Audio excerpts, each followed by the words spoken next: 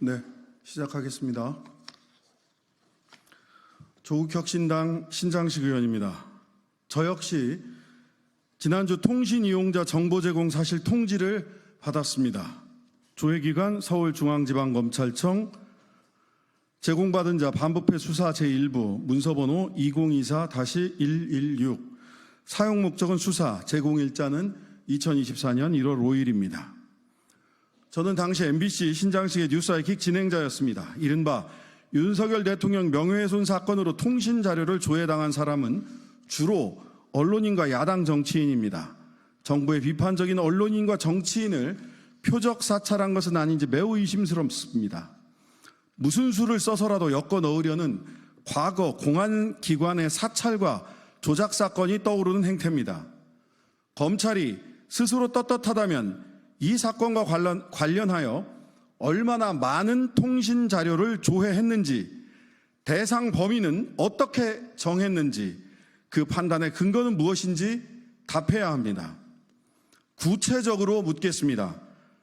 검찰은 저의 질문에 답해 주시기 바랍니다.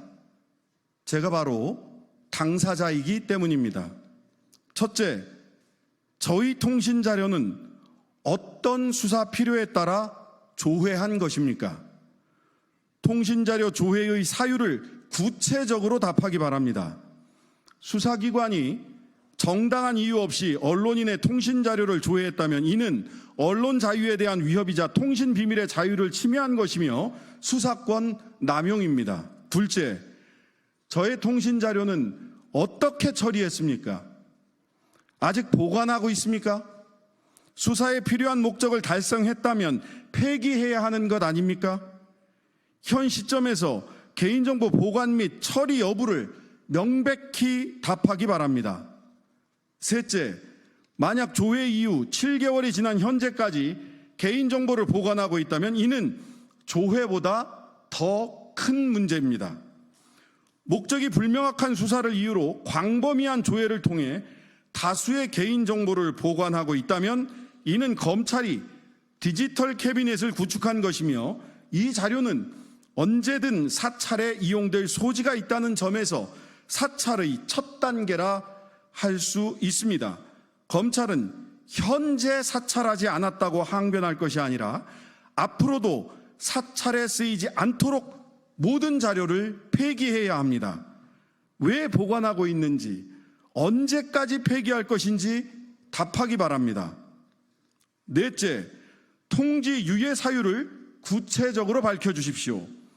전기사업통신사업법에서는 헌법이 보장한 개인정보 자기결정권을 보장하기 위해 통신자료를 조회한 후 30일 이내에 통지하도록 하고 있으며 통지 유예 사유를 엄격히 정해놨습니다.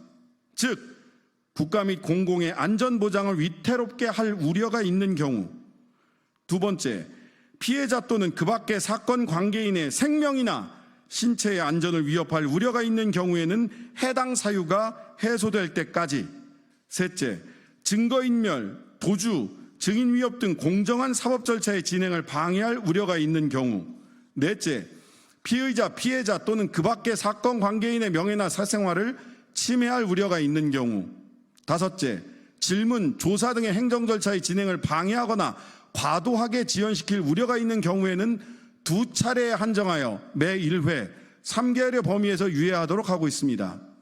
저에게 1월 5일 조회 후 7개월여 만에 통보한 사유는 이 중 어디에 속합니까? 몇 항에 따른 것인지 분명히 답해야 합니다.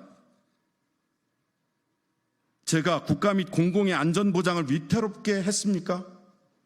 피해자 또는 그 밖의 사건 관계인의 생명이나 신체의 안전을 위협할 우려가 있는 경우에 해당하나요? 증거인멸, 도주, 증인 위협 등 공정한 사법 절차의 진행을 방해할 우려가 있는 사람인가요?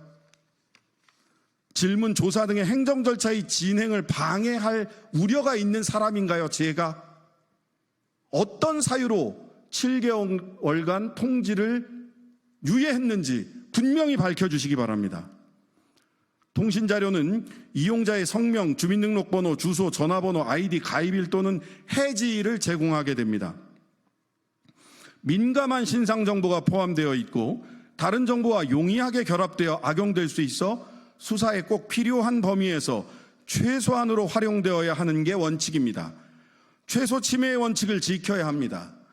또한 혐의가 있는 만큼 수사한다는 비례의 원칙을 지켜야 합니다.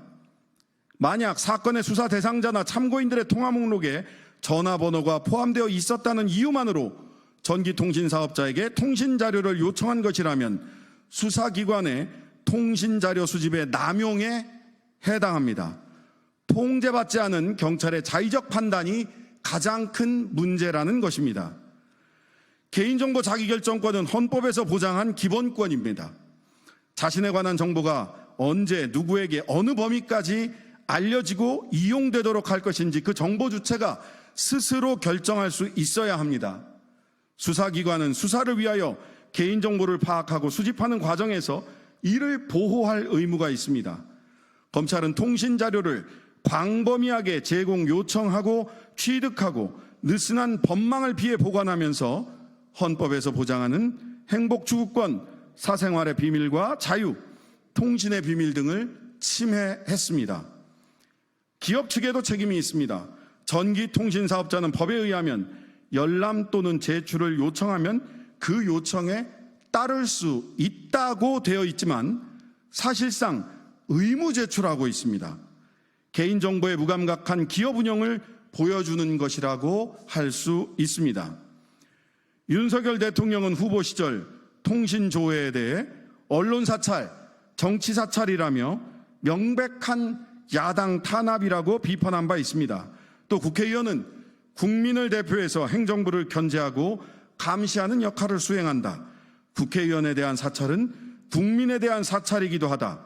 이 정도면 공수처의 존폐를 검토해야 할 상황이 아닌지 생각하지 않을 수 없다고 했습니다. 윤석열 대통령께 그대로 돌려드립니다.